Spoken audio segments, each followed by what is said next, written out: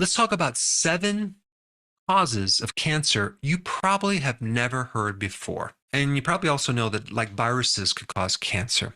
But there's some other really interesting things that can cause cancer that you need to know about.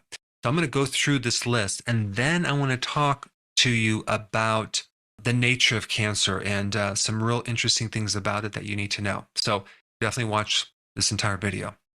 Okay, number 1, inflammation in general, especially if it's chronic in nature, can activate cancer and even make cells that are precancerous into a full-blown cancer. They can even increase the malignancy of a cancer. And even drugs, medical drugs that inhibit inflammation, also, it can even come from an overactive immune system. Also, in inflammation, you have hypoxia. You have a lack of oxygen in a certain area, and that also can activate cancer. Number 2, stress. Chronic stress can initiate cancer. There's someone that I'm very close to recently that got rid of their cancer, but went through a stressful event and the cancer came back. In fact, the first time the person had cancer, they went through a stressful event. So stress can activate certain genetics that can increase the risk of getting cancer. Chronic stress activates cortisol that can paralyze the immune system. So it puts your immune system in a state of, inactivity, and then things can happen, right? Part of the immune system is all about killing off cancer cells as well as viruses. So if you don't have that defense mechanism, you are more susceptible to getting cancer.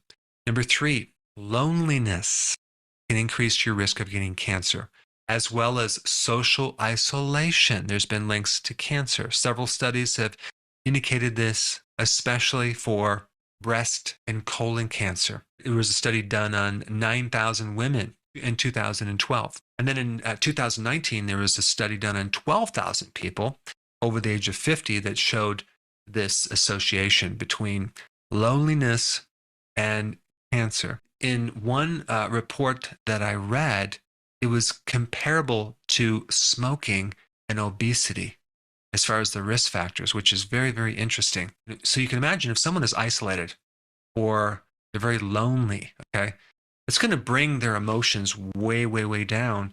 And that definitely can affect every single cell in their body, especially the immune system. All right, next one is bereavement. This is grieving. This is a loss of someone, a loved one. And this can have a devastating effect on your whole physiology, including the immune system. In 2016, there was a study done on a loss of a spouse, increasing the risk of lung cancer, colon cancer, pancreatic cancer, and even skin cancer. Number 5 is depression. The link between having depression and increasing your risk of getting cancer.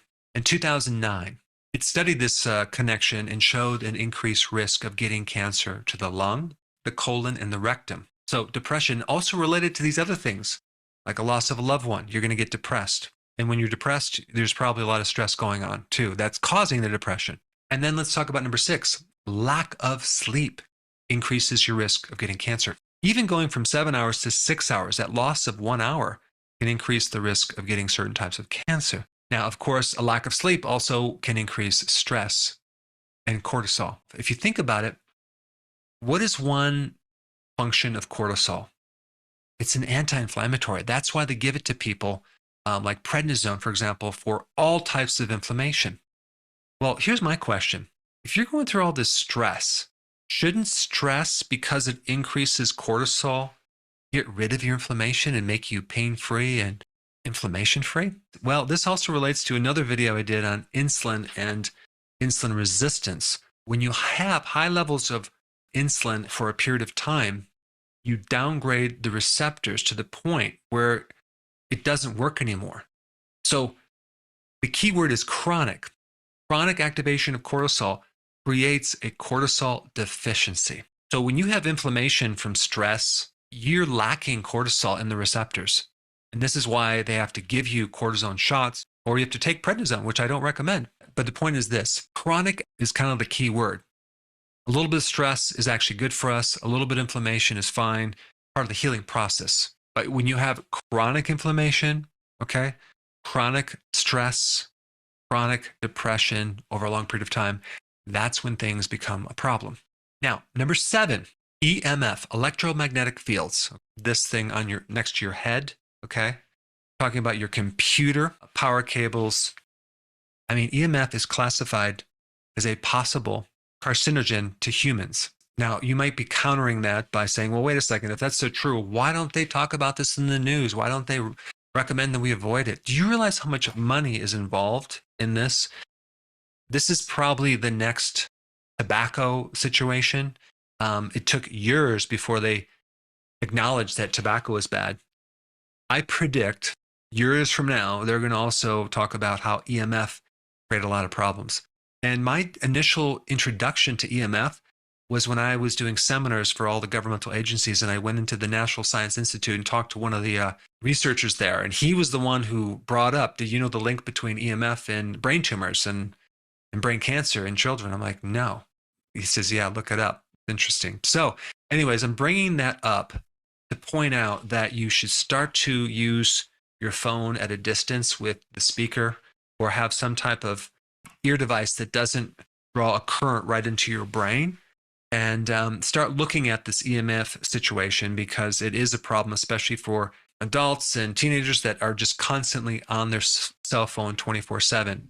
Now, let me just talk a little bit about cancer, because this is really, really important. They've been studying this theory about how cancer is caused by mutated genes for a very, very long time. Okay. And this model has funded a tremendous amount of research, but with very, very little success. I'm talking about using chemo, radiation, and surgery. The outcome from those 3 therapies is almost insignificant. It's marginal. They're looking at it from surrogate endpoints. What does that mean? How much the tumor shrinks. That does not relate directly to outcomes, like survival outcomes. Why? Because of the toxicity involved in shrinking the tumor. Now, I'm not denying that there's not genetic mutations involved, but based on a tremendous amount of research, the mutations that are developed are downstream, okay? That happens after the cancer has started. In other words, the mutations are secondary. There's something else that occurs first, okay, that initiates the cancer. And this work was initiated by Dr. Otto Warburg, and also done presently by Dr. Frederick Seefried. And both of those doctors isolated the location of the cancer is not in the gene. If it was, we would have had a cure for it long ago. The location of the cancer originates in the mitochondria. That's the energy factory of the cell.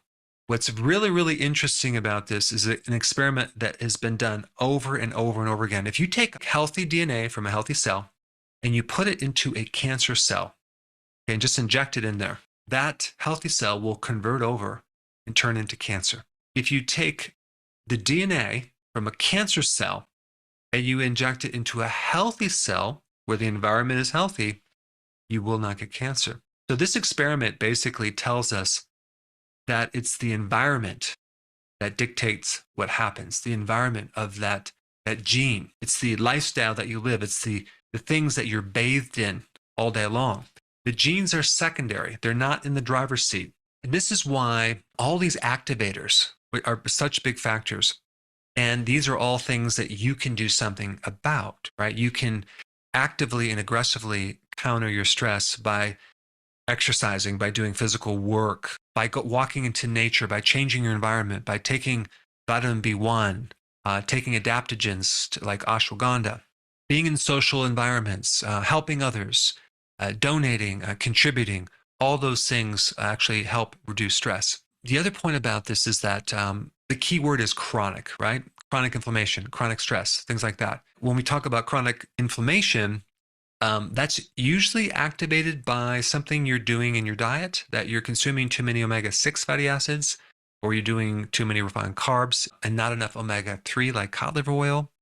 So there's many things you can do to counter this chronic inflammatory situation. Like, for example, genetically, I have really bad genes for inflammation. So I have to constantly make sure I don't overtrain, constantly make sure I take enough cod liver oil.